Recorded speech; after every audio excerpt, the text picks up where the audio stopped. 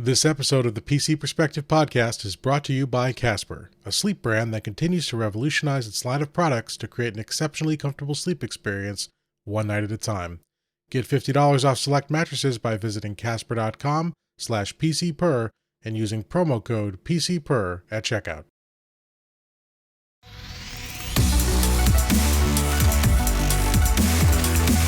Hello and welcome to the PC Perspective Podcast. This is episode 529, being recorded on January 16, 2019.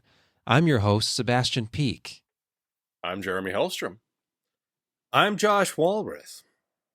And I'm Jim Tanis. And we are back after our marathon CES podcast recorded just 5 days ago, I think. 4 or 5 days ago. And there's still more to talk about. Believe it or not, in the last 5 days, some things have happened. Something was reviewed, and we're going to talk about it. I guess we should mention that we're doing this live, and so if you want to be notified of live events, you can join our spam list, and I assure you that you will only receive notifications from us about live events and nothing else. And only official site business. None of Josh's personal web streams. Unless you really want them. Well, I mean, some people probably do. But yeah, let's get right into it. And first up, we have a review that actually I published on Tuesday. It's for a gaming headset. This is interesting. It's from HyperX. And HyperX, they had their first wireless headset back in, I think, May of last year. And that was like a standard 2.4 gigahertz USB dongle.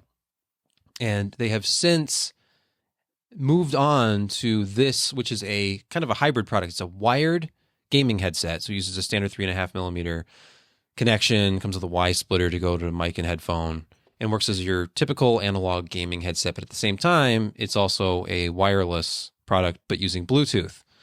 So this can connect to any Bluetooth-compatible device using either the standard Bluetooth codec or AAC or aptX. And if your device supports aptX, that's what it defaults to. I did my Bluetooth testing of this using a Samsung Galaxy phone, which defaulted to aptX. And I'll cover listening impressions here momentarily. First of all, just real quick run through on the headset. It is a very lightweight headset. I believe it's somewhere, let's see, how many grams is this thing? It's only around 12 ounces or so. So it's well under a pound, pretty lightweight on your head, very comfortable, nice and nice padding level, soft, like leather-like material for the ear cups. Is it bigger than a bread box? I mean, it depends on this bread box. I mean, it's a different shape. I think it would fit inside of many bread boxes. Yes. Okay. It's an important thing to note. But no, these other than the comfort level, which I found to be very high, the sound quality is excellent. It's very, very accurate, detailed sound. A little bit of a bass emphasis. It's that kind of modern, slightly bass heavy sound, but still with excellent clarity. And then on the wireless side, very, very good sound. And I did almost all my listening with the aptX setting. I had developer settings on my phone turned on so I could switch on the fly between aptX and AAC and SBC. And AAC sounded a little bit better. aptX was far and away the winner. But whatever you can connect with, it will accommodate it on the Bluetooth side. And then analog side, it was great. So the only real drawback I could find at all was the price. And these are $200 MSRP headphones. So, you know, last week we talked about a different HyperX product they showed at CES, which is $300, which is using the Odyssey drivers. This one's $100 less using conventional drivers. The sound is still excellent. But yeah, definitely a big ask at that price point. Although when I was putting up the review, I saw they were already on sale for $169 at Best Buy. So the price might come down a little bit, but if you can afford it, if you're looking in that high-end range for gaming headphones, like a gaming headset with a boom mic, and you also would like the flexibility of being able to take the boom off, connect it wirelessly, and use them as just standard headphones, which is what I ended up doing a lot, just using these as a pair of wireless headphones with my phone, they were great for that. So it's like 2 pairs of headphones in one, which kind of helps offset the price a little bit. But that's up to you. More detailed listening impressions are in the review. Full specifications and all that are in the review, as well as like links to go find this out there online. So read about it at pcper.com if you are so inclined. And we will move on to news of the week. And this the first story, I'm just going to start off with the big one this week. It's kind of a 2-part story, but it all started with Jim posting news about the latest GeForce driver. This is 417.71 that was released, which enables the GSYNC compatibility that we saw at CES, which enables, as you may have heard, compatibility with FreeSync monitors, although NVIDIA is saying that there is only 12 that they have validated themselves internally using some sort of proprietary validation process. It theoretically can work with just about any, but there are some hardware limitations on the NVIDIA side as well, which has become the topic of discussion in comments and around the web. So I will let Jim take this one. Yeah, so obviously, as Sebastian said, I agree. This was probably the biggest announcement out of NVIDIA's camp during CES. And now with the hardware limitations, are you referring to the restrictions on GPU generation? Yeah. Pascal and Turing are the only compatible NVIDIA architectures. Anything like 900 series and below, this will not even show up as an option for you. Do you know how angry that makes me feel? Yeah, and that was unfortunate because NVIDIA wasn't clear about that initially, and obviously GSYNC has been around for a lot longer than those two architectures. Yeah, I mean, GSYNC was introduced with the 600 series, so GTX 660, 670, 680. And I've got a pair of 780s and SLI that I came home all excited, downloaded the drivers, looked for GSYNC, and it wasn't there. Yeah. I'm having the same problem with my 1080, but that might be because I don't have variable refresh rate monitors. So I'm every bit as upset as you are. Well, that would do it. So that is unfortunate. But if you do have Pascal and Turing, so it would work for you, Jeremy, if you got one of those variable refresh rate displays. And something to mention here is that some of these FreeSync monitors, you actually have to turn on FreeSync in the menu options. Yes, that's another requirement too, is that going into, based on the monitor, you may have to enable that. And you may not have had that enabled if you were already gaming with one of these displays on a NVIDIA card, because why would you? It wasn't going to work. So making sure that that's enabled, it kind of reminds me of the days of the first 4K monitors when you had to turn on like multi-stream transport to get the full 4K 60 image. There's a lot of details here that NVIDIA, based on the way that they announced this, wants to wash their hands of, obviously. So, because that's why I think they're going about this the way they are. We don't want to be the support center for you trying to get this to work. If you want a guaranteed experience, they offer GSYNC monitors that they've certified. If you want to try this, you can, but it's going to be up to you to figure it out. And the good and bad news is that obviously they've certified these 12 displays as working. Good timing on the video switch there, Google. So they've certified these 12. There are others that are working. We've linked a Google sheet, a shared Google sheet in that article that is tracking user experiences. So basically people are going in, they're putting their monitor, their FreeSync monitor model number in, testing it on different GPUs, and then reporting their experiences. A lot of bad experiences. A lot of people saying that it flickers or that the display is blanking or there's other issues, which kind of supports NVIDIA's stance that we can't just enable this and have it work. There is a difference.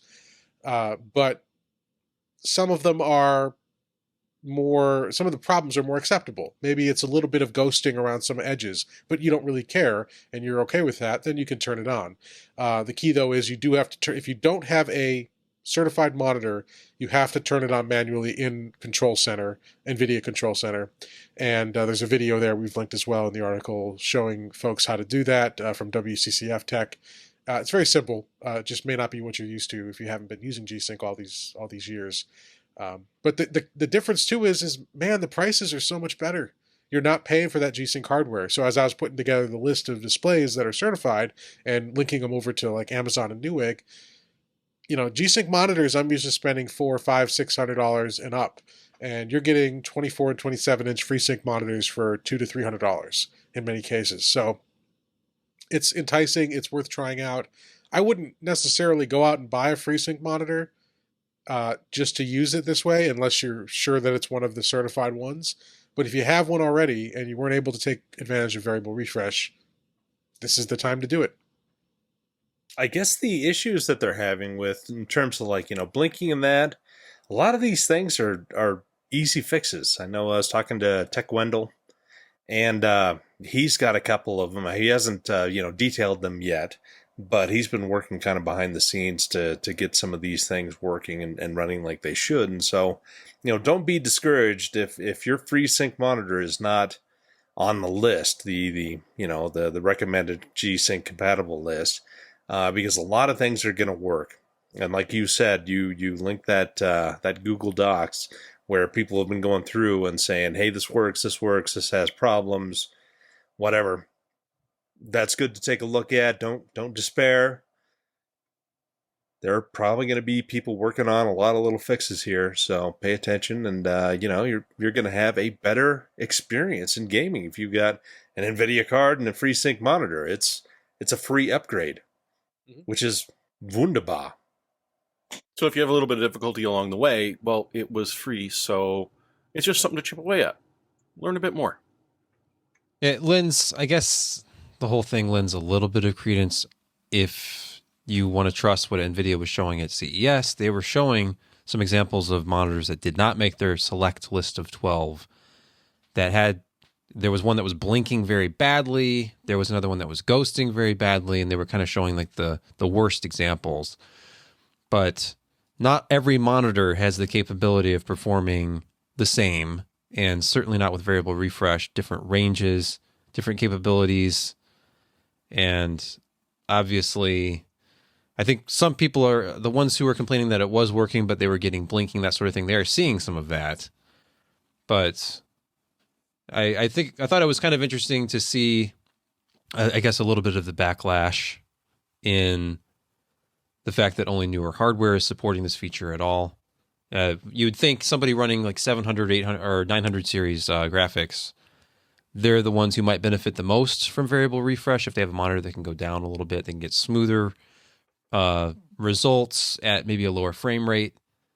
And if you're running 10 or 20 series hardware, then you probably already are at high enough frame rate that you could get that kind of like V-Sync experience on even a 60 hertz monitor that's pretty smooth. So, in any case, like we said, it's free. It's something extra, but of course, not everybody will. Well, I guess you can't really ever make anybody happy. You can't make everybody happy. Let's move on. The next news story on the list is actually, this is from Jeremy. This is about the NUMA Dissociater from a company, I think it's Prio?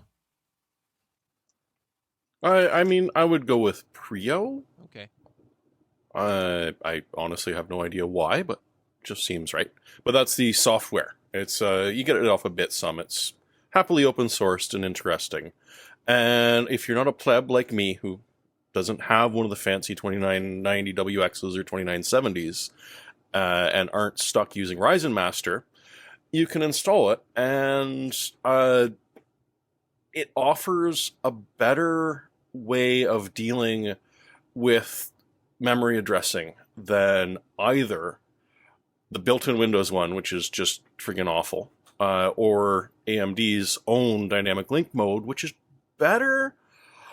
But when Phoronix did the review and took a look at it, they could see that by using the Corprio software, the NUMA Dissociater, it worked a bit better. Not amazingly better.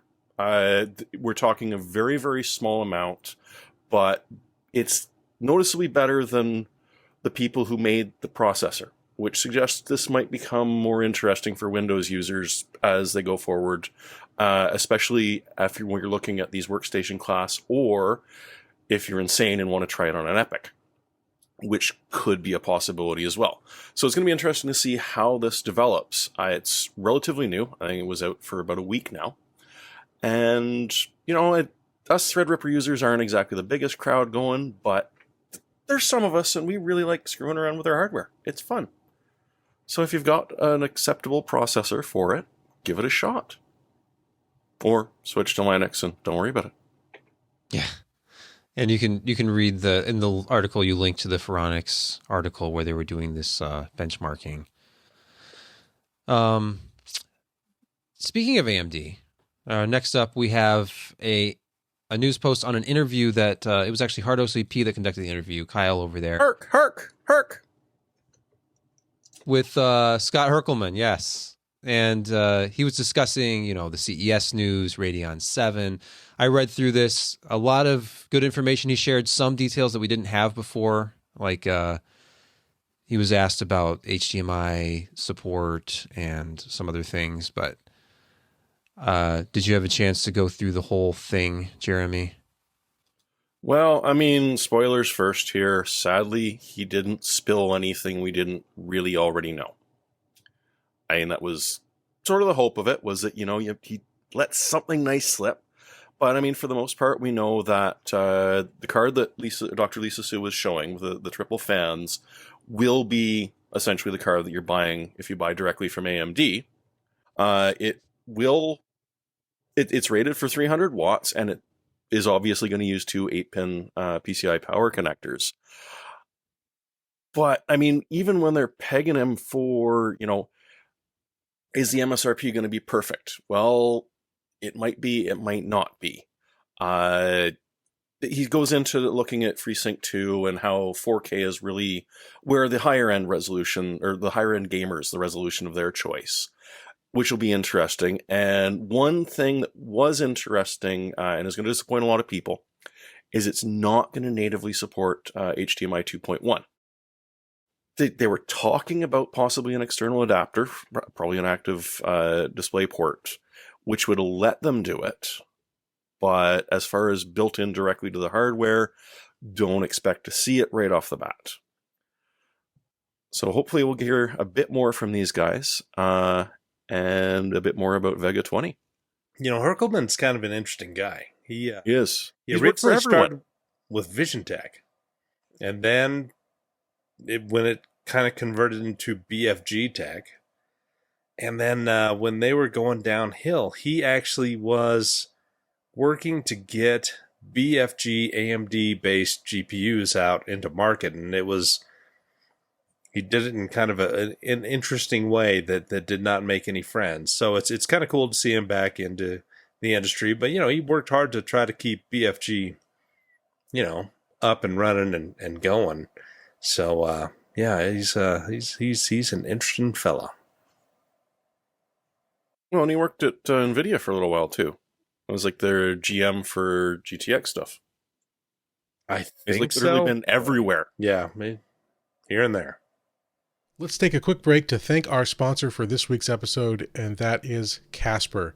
Now, I love when Casper's a sponsor because they're a company that I've been a customer of for several years. My family's been sleeping on Casper mattresses. I think it's over 3 years now. After getting married, my wife and I, we went through several mattresses, but we couldn't find one that we were both happy with.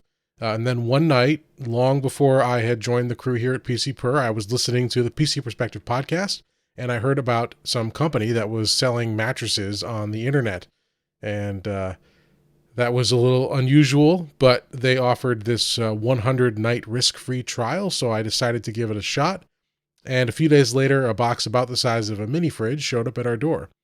Although I couldn't believe that a king-size mattress could actually fit in this box, we got the box into our bedroom, opened it up, and watched in amazement as this giant mattress expanded right in front of us. My wife and I were still kind of on the fence about this whole internet mattress thing, but once we got into bed that first night, we immediately knew that this mattress was going to be the one for us. And since that day, we both sleep better. And for me personally, The Casper mattress's supportive memory foam has eliminated the back pain that I regularly woke up with on our old mattress. We love our Casper so much that when our young son graduated from a crib to a bed, we got another Casper mattress for him. And then last year, we upgraded our guest bed to a Casper too, so that when friends and family come to stay, they can have a great sleep experience as well. We couldn't be happier with our Casper mattresses, and that's because Casper mattresses are designed by humans for humans. The original Casper mattress combines multiple supportive memory foams for a quality sleep service with just the right sink and just the right bounce, and Casper's breathable design helps you sleep cool and regulate your body temperature through the night. But best of all is Casper's risk-free 100-day trial. We spend 1/3 of our lives on a mattress, so it's important to truly sleep on one before committing. That's why Casper gives you 100 nights to try it out for free and see if it's the mattress for you. And if it's not, just let them know and you can return it for a full refund. But like I said, I don't think you're going to need the full 100 days to experience the benefits of Casper, and we want to make sure that you get a chance to try one out for yourself. Podcast listeners can get $50 towards select mattresses by visiting casper.com/PCPer and using promo code PCPer at checkout. Terms and conditions apply. That's $50 towards select mattresses by visiting casper.com/PCPer and using promo code PCPer at checkout. We thank Casper for their continued support of the PC Perspective podcast, and I thank Casper for helping me sleep great for the past 3 years. All right, back to the show. Moving on to the next news story. This is one I think Jeremy had worked on. This is about the Intel-Micron split. Actually, that's me. And okay. I think Jeremy might have written the original story months ago, and then Alan talked about it. Remember Alan, that guy, before he left to go work? I don't know Alan anymore. The guy who hasn't been with us for 10 years today? Mm-hmm. Yeah. Oh, was it 10 years today? He couldn't. Wow. He couldn't. Obviously not. Couldn't wait. But anyway, so as you may recall, so Intel developed 3D XPoint technology with Micron. They manufacture it out of a facility in Utah. I think it's the IMFT facility. And back in October, I think it was, Micron decided to exercise their option to buy out Intel on that manufacturing facility. And they announced it, but they couldn't actually act on it till 2019. So it's now 2019, and this week, I think it was on Monday, Micron officially said that they were initiating that option in their contract with Intel. Intel came out with a statement in response, basically saying, well, we've known this is happening. They couldn't do it officially, but we knew it was happening. We've prepared for it. Intel can delay the closing on that option until for one full calendar year.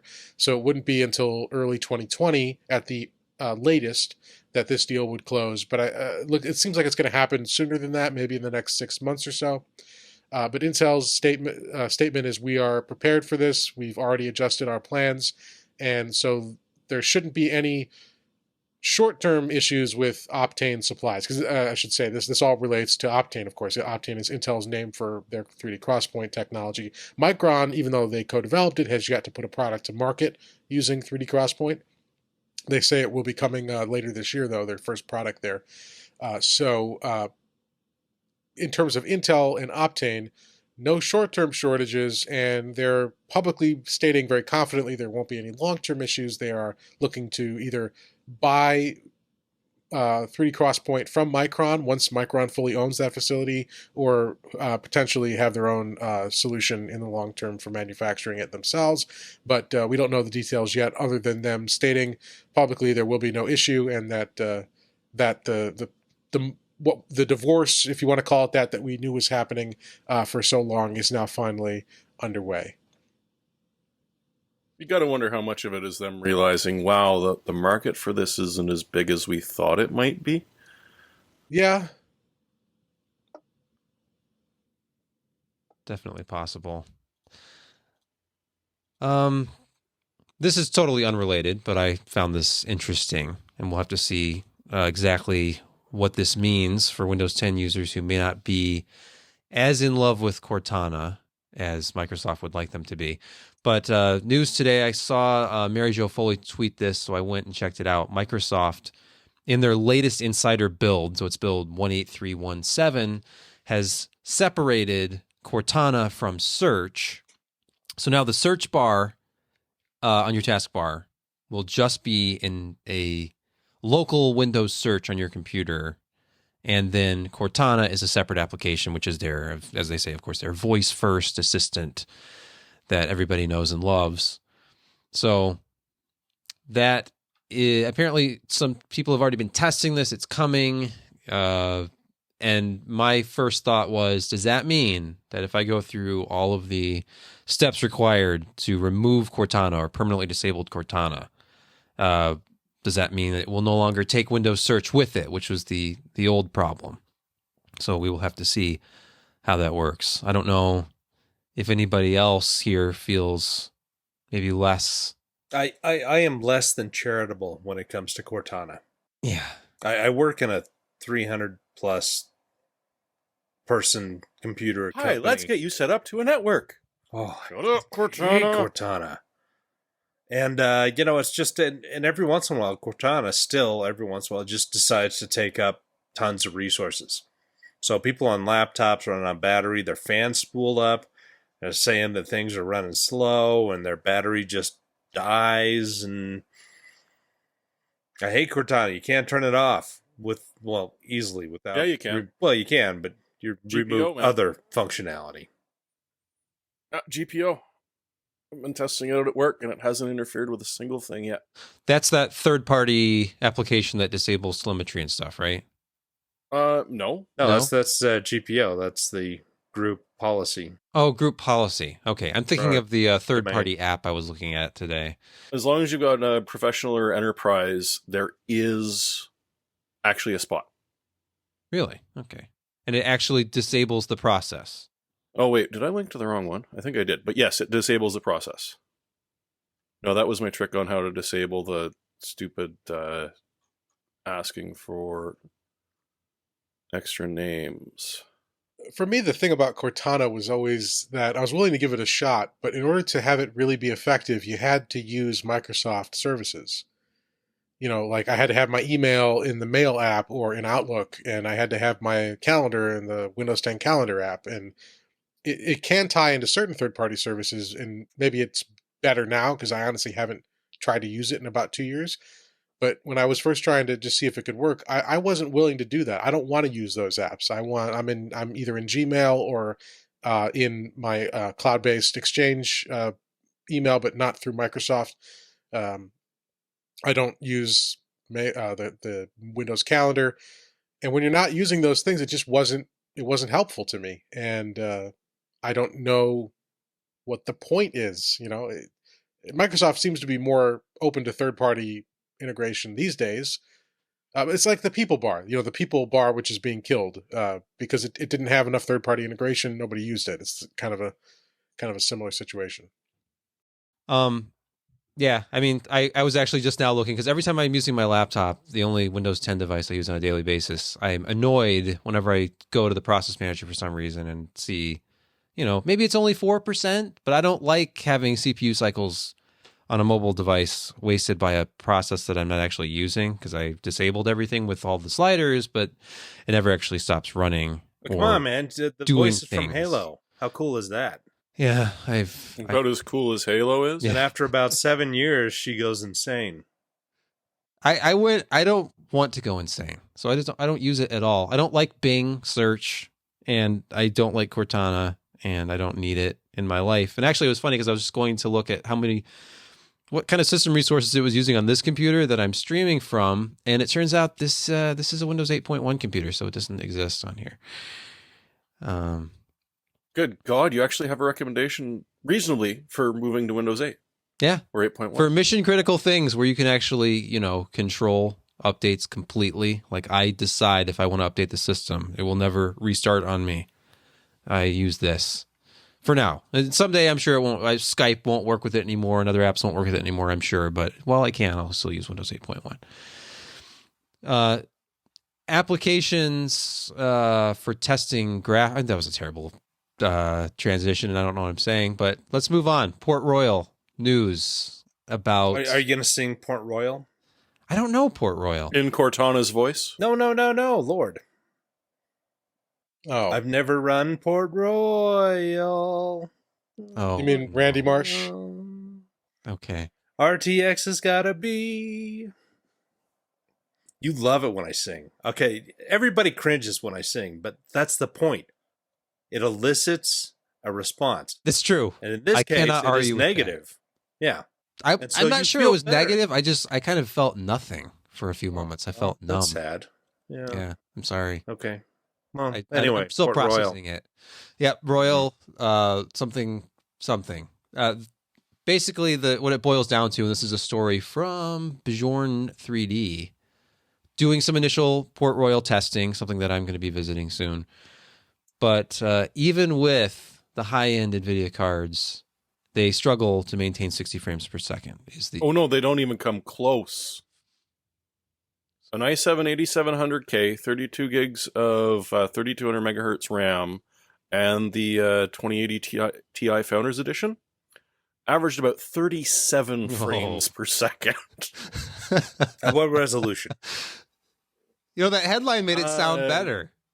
No, well, I tried to make it sound not Struggle so to maintain ridiculously 60 isn't quite, horrible. 37, but this is where that secret sauce of the deep learning. Yeah, 4K. Yeah. Oh, okay. It was. All right. But DLSS, which presumably is rendering things at a lower resolution than having the AI,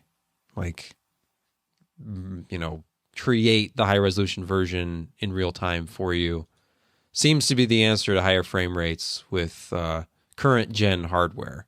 And of course, this is early days, and very few, if any, applications even support it. Battlefield 5 is still the only thing that you ever see this demoed with.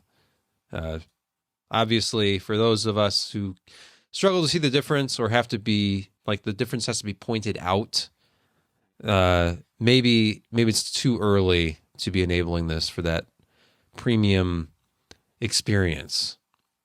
And certainly, if you want to crank up the settings and play at 4K, you probably don't want to be turning it on right now. On the plus side, I'd be really pissed if they were maxing everything out and they were getting 120 frames a second. Would you? That would be a bit upsetting. Say, all right, it's already old and busted. We got something else to push our graphics card. True. You're talking about the benchmark itself? Yeah, yeah. A benchmark, I like it when things are, when it comes out and the very best struggles with it. Remember when Crysis came out and nothing could play Crysis at an acceptable slideshow I ever played. Yeah, and it took years, and maybe the game wasn't the best optimized. It was actually highly optimized, and it was interesting. If there's who is it? No Clip did a Crisis thing, I believe. Anyway, I know it's a total segue, but you ought to check that out because it's really interesting, some of the things that they did. But regardless, it was a shader heavy application, and it brought everything to its knees when you played it. And I remember had him to 7900 GTXs, maybe 9800s.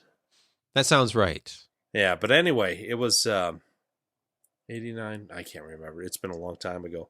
But yeah, I put those on high, and it was a slideshow, and then I took it down a couple of notches. Still looked good, but at least was playable. So yeah, but anyway, regardless, sorry. But yeah, it's nice that we still have applications that can push modern hardware so we can see where the trajectory is and where we need to be, rather than just hey, I got Destiny 2.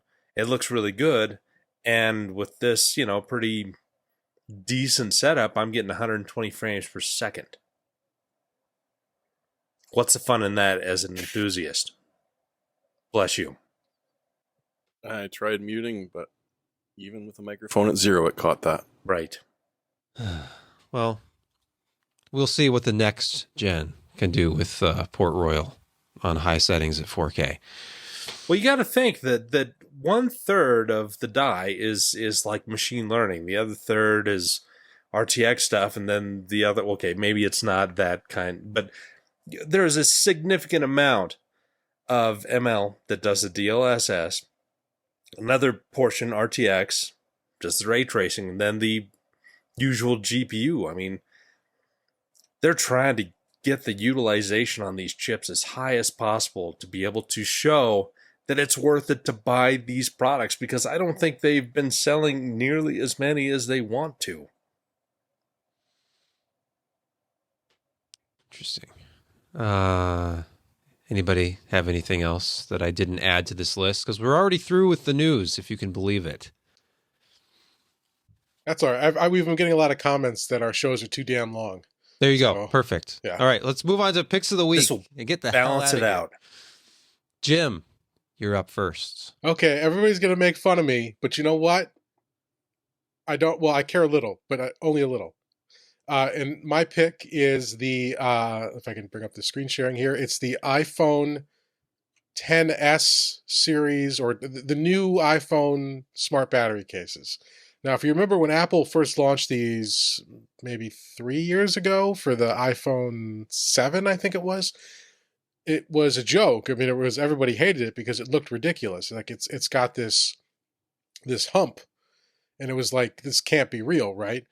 But I got one for my wife's phone because they only made it. They didn't make one for the plus size versions at that point. There was only the smaller iPhones. So I got one for my wife, and in person, it's not that bad. In fact, it's actually kind of nice, and it's got a nice capacity to it. Feels kind of nice in the hand and everything. But they made those for, I think, for the 6, might have been the 6S and the 7 was the generations, and they didn't make anything for the 10, and they hadn't had anything thus far for the 10S and the 10R. And then this week they launched a new set of cases for the 10S, 10S Max, so it's their first larger one, and the 10R.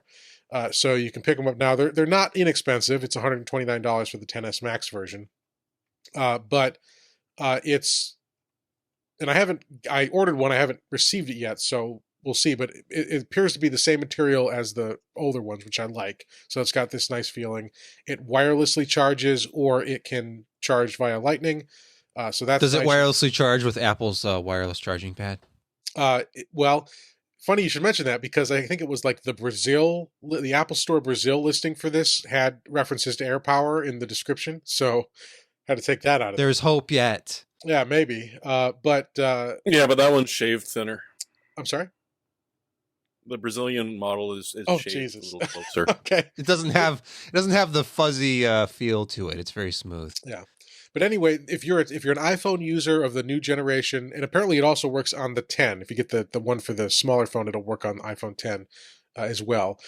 So if you have one of those, you're looking for a battery case, and you don't want to go with one of the cheapo ones that are on Amazon. There's a lot of Chinese ones that get real bad reviews. Check this out. Mophie has had one, but they just announced it at CES. Who knows when it'll ship? So if you want one now, this is one to get.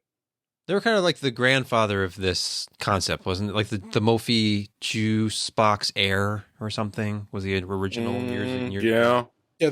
Mophie's been making a series of cases or battery cases for iPhones for years. Yeah.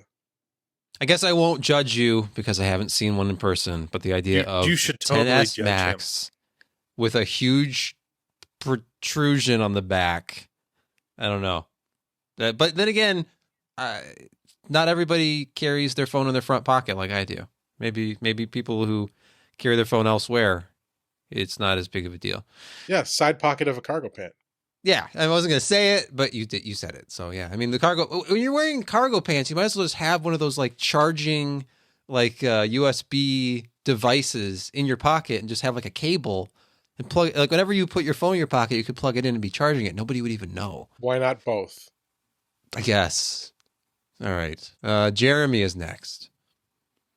Okay, now this falls very close to, this is just so simple, it's stupid, and you shouldn't do it. But do you actually have a 5 ohm resistor that you can just grab? Or do you have to screw around with your 5.6s and test until you find one that actually is?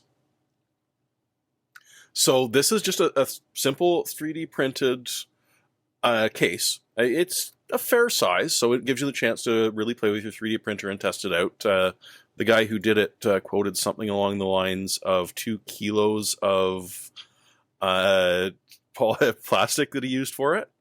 Yeah, 2 kilos of filament to do it, and 100 hours to print it out. So it's not just for sorting out your resistors, but it's also a neat little project to prove your 3D printer is worth what you spent it for. But boom, all of a sudden you got all those resistances printed out handily on the front, and you can just hand sort them and keep them there. Because we all know that, you know, resistors are not exactly as good as they're rated, and that can be a serious problem sometimes. Yeah, but you know what? You're still resisting. I am. And resistance is futile. Hey, Josh, you know what else Me. has resistors? Lots of things. Women's March? Oh, no. Well, that's it. It's been fun, everyone. I'll see you All at right. the reunion show at San Quentin. Something, motherboard, Josh, go. Well, anyway, it was a nice run. The ASRock X470 Taichi, it's a great motherboard, and it was unavailable for a while. Ooh, you can save $72. Look at that. Yeah. But it finally came back, and this is a good thing because this is a really good AM4 motherboard that I'm pretty sure it's got all the power phases and whatnot that it can handle the 3000 series of processors and that are coming up that have not been announced as compared to what other people have thought that they would do in CS. But anyway, it probably will handle PCIe 4.0 as well. I mean, it's a really high quality board. It's also, if you spend a little bit more and get the ultimate, you get the Aquantia 10G Ethernet, which I'm pretty sure all of you have run out and bought a 10G switch post haste. Well, maybe No? if I had this board, I would. Yeah, sure, why not? Well, no, okay, the regular Taichi does not have that one, but the ultimate does. That's about $30 more. So, pick That's your not bad poison. for that card. But, still very, very good board. Control the LED lighting. It's, it's got everything you kind of need. You had me at LEDs. Right. All right. Let's see. Oh, me. I'm next. You know what? Instead of something strange and out of print or some kind of vintage component that's impractical, here's something very practical. I picked a pair of headphones I just got, actually. These are about $30 on Amazon. And I've been a Koss fan since I was a little kid because when Koss. Yeah. This is a legend in the industry, man. The KPH30iK. And I think the K at the end of this one is just because it's black, although it's more of a gray. I thought it meant it was overclockable. Yeah, well, yeah, the multiplier unlocked because they're analog. Okay, so you can drive them as hard as you want. As hard as your headphone amplifier will allow them to go. I actually have them right here. And what's interesting about the design of these, they're very lightweight, mostly plastic. They have like this silicone layer that actually sits against your head, so it keeps them from moving around. And then it adds That's going to feel good on my bald skin. Yes, it will. No, I didn't think about that. I should shave my head and try them. You should. But, otherwise, they're pretty lightweight. If you've used Koss headphones, they have kind of that Koss sound, like the Koss Porta Pros, which I've had for years.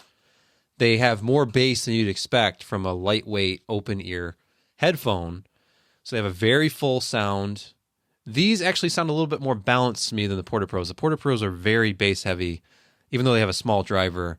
These are not. These are more balanced. These have, I compared them to the iGrado, which I think it was replaced by the eGrado, which is their entry-level, like $40, $50 Grado headphone that uses like the SR60 drivers, a version of them. But that kind of sound for $30 and very, very comfortable, very lightweight. And some interesting little features. I'm almost done, but like the plug end, if you can see that, there's a little spring on it to just help with. Oh, hey, so it doesn't crack like those Apple products. If you have a phone that still has a headphone jack and you have this in your pocket, then a lot of stress is taken off of that joint where I have had headphones fail in the past. So just little touches like that. Do you see that? That's my S9. It's still got a headphone jack.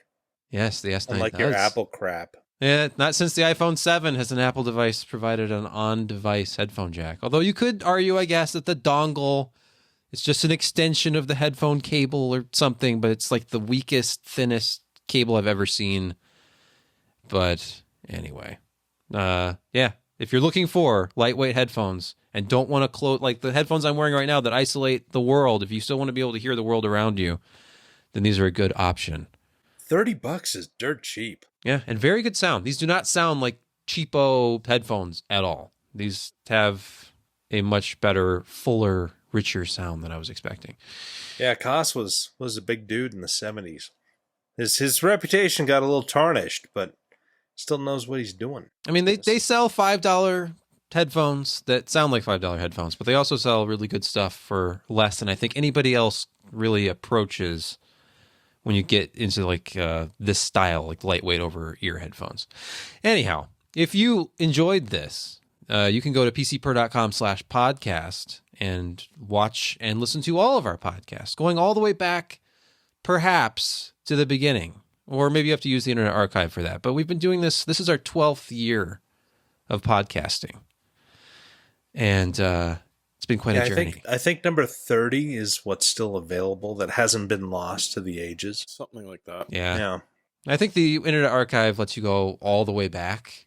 I know I've been back to like December 2007. It was a very good year. Do you know what's crazy? What's crazy, Josh? I still had the same amount of hair back then. I was going to say, you're still wearing the same headset, but no, you got a different headset. You have earphones and microphone now, but that silver headset was legendary. Oh, yeah. Yeah, I've still got it somewhere behind. Oh, Little yeah. Grado? If you want to see it, just look at Jeremy's profile picture. Yeah, no, it's within arm's reach. So. Oh, God, those Logitech ones. Yeah. No. It was the Plantronics. Oh, that's right. Oh, you're right. Yeah. Built to last.